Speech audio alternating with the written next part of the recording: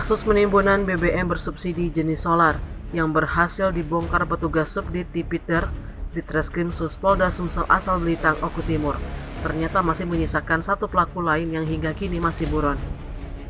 Direktur Ditreskrim Suspolda Sumsel Kombes Pol M. Barli Ramadan kepada wartawan mengatakan tersangka Tri Haryono, warga desa Sidodadi, Kecamatan Belitang, Oku Timur yang lebih dulu tertangkap, merupakan orang kedua dalam kasus penyalahgunaan BBM tersebut. Menurutnya, satu pelaku berinisial AL yang berstatus DPO yang membeli BBM bersubsidi jenis solar dari SPBU di daerah Mesuji Makmur, Provinsi Lampung, menggunakan puluhan jerigen berisi 35 liter. Sementara peran dari tersangka Tri Wahyono hanya mengambil BBM jenis solar itu dari pelaku DPO yang kemudian dijual kembali ke masyarakat.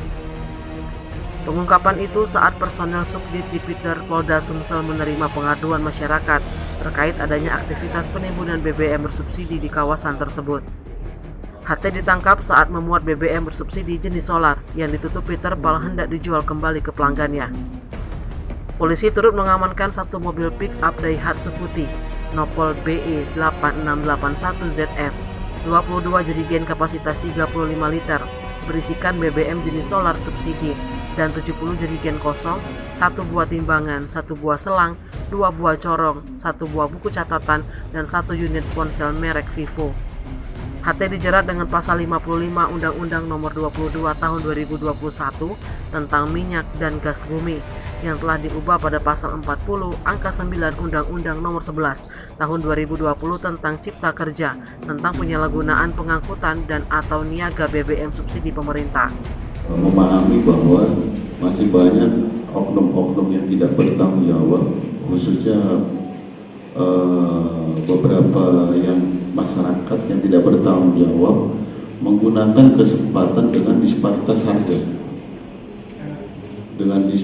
harga, yang agak mencari keuntungan di situ, sehingga inilah bisa kita amankan di sebuah gudang di desa Sidodadi kalau tidak salah di Belitang, Kabupaten Oku Timur.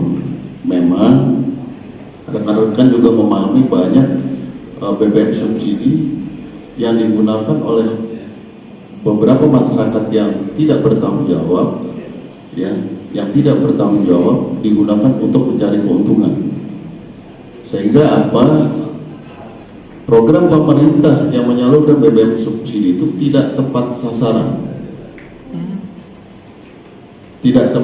sehingga inilah yang kita ungkap di Oku Timur.